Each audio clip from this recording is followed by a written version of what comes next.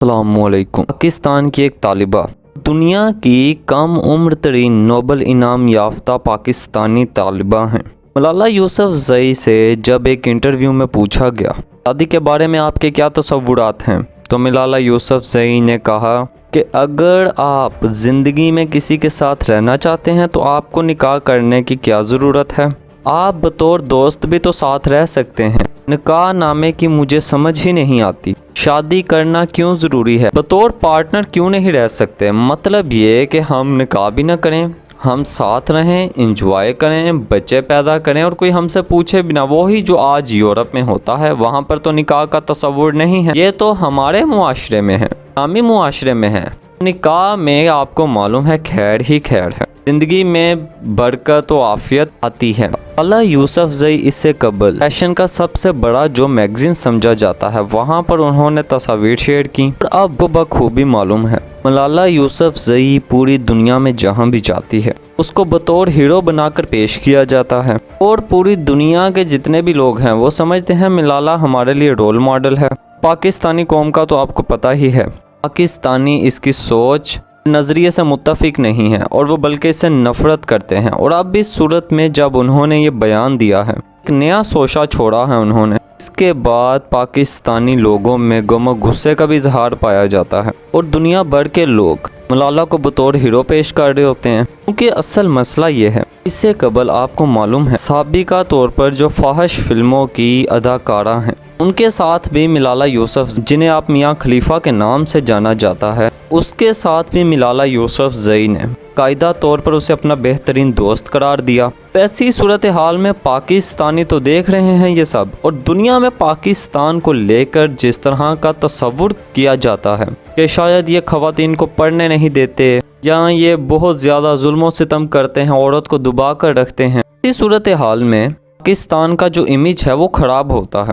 اب ملالہ یوسفزئی کے جو آپ نے شادی کے حوالے سے تصورات دیکھے ہیں، وہ کہنا چاہتی ہیں کہ شادی کے لیے ہمیں نکاح کی ضرورت نہیں ہوتی، ہم بطور دوست یا پارٹنر کیوں نہیں ساتھ رہ سکتے؟ یعنی وہ سوال اٹھا رہی ہیں ان تعلیمات پر جو اسلام نے ہمیں دی ہیں۔ اسلامی تعلیمات کو ان لوگوں نے پیچھے کرنا ہے اور یورپ کے ساتھ لے کر، یورپ کے کلچر کو ساتھ لے کر اس سے آگے بڑھانا ہے۔ دیکھیں، جس ملک کا بھی جہاں بھی کلچر ہے وہ اسی کو ہی ساجے۔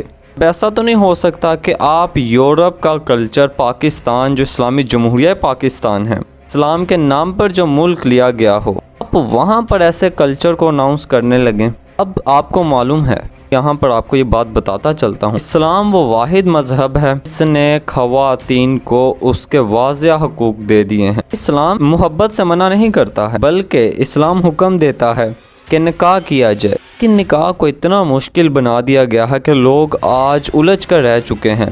ایسے میں ہوتا کیا ہے، ملالہ یوسفزئی جو بیان دیتی ہے، نوجوان نسل اسے اپنا رول ماڈل سمجھ لیتی ہے۔ آج جہاں بھی دنیا میں ملالہ جاتی ہے اسے بطور ہیرو پیش کیا جاتا ہے۔ اس کی وجہ اس کے پیچھے ایجنڈا ہے۔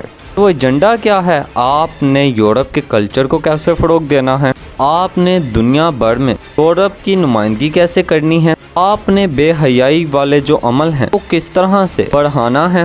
تو ایسی صورتحال میں پاکستانی قوم، آپ کو پہلے ہی معلوم ہے، وہ تو ملالہ یوسفزئی سے بالکل بھی اتفاق نہیں کرتی۔ اب آپ کو معلوم ہے پاکستان پچھلے ہی دنوں ایک اہم واقعہ ہوا جب ایک حامد میر نے جب باقاعدہ طور پر اہم ترین اداروں کو برا بلا۔ اب حامد میر ہی وہ انسان ہے جو ملالہ یوسفزئی کو باقاعدہ طور پر اناؤنس کیا، ملالہ کو ہر لحاظ سے انہوں نے سپورٹ بھی کیا۔